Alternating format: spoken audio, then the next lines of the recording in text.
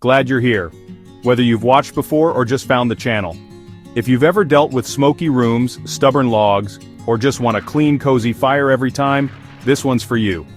I'll walk you through how to start your fireplace fire step by step, the safe and efficient way. This video is brought to you by the trade table where fireplace season starts right. Let's get started. Few things beat the warmth and ambiance of a crackling fire on a chilly evening. Knowing the proper technique to start your fireplace ensures a safe, long-lasting, and smoke-free fire experience, whether you're using your fireplace for cozy aesthetics or efficient home heating. Step 1. Prepare your fireplace. Before lighting up, take a moment to prep your fireplace for a smooth and safe burn. Clear out ash and debris. Use an ash shovel or vacuum to remove old ashes and any leftover debris. Too much ash can restrict airflow. Check the damper and flue. Make sure they're fully open to let smoke escape. A clogged chimney or stuck damper can push smoke back into your home. Get an annual chimney inspection. Built-up creosote is a major fire hazard. A yearly professional cleaning keeps your chimney safe and functional. Step 2. Choose the right firewood.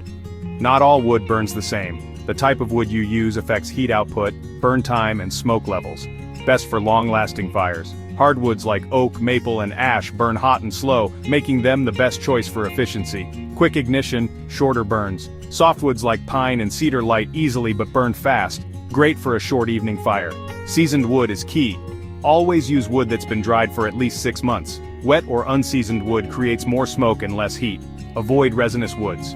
Certain evergreens and sappy woods cause excess creosote buildup, which increases fire risk. Pro tip: buy firewood from a reputable supplier or season it yourself to guarantee efficient, clean-burning logs. Step 3. Use the right kindling. A successful fire starts with good kindling. These are materials that catch quickly and ignite your firewood. Small, dry twigs or wood strips. Crumpled newspaper or cardboard store-bought fire starters.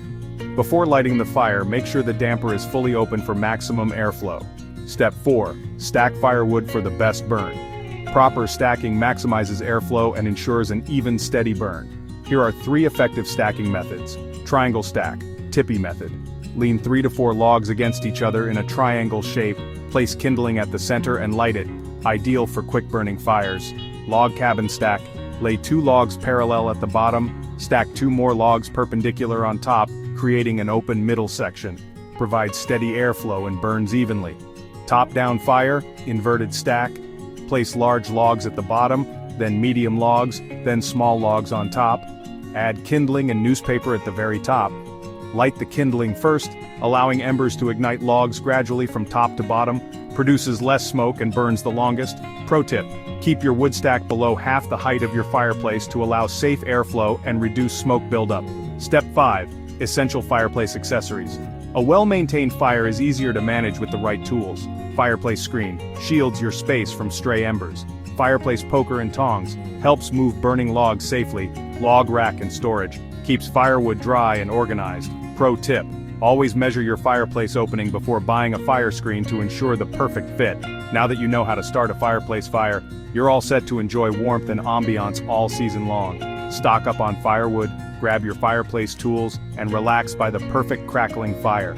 If you found this guide helpful, give it a quick thumbs up and consider subscribing for more home tips and how-to guides. For high-quality fireplace gear, tools, and accessories, visit thetradetable.com. Everything you need to keep the fire going is right there.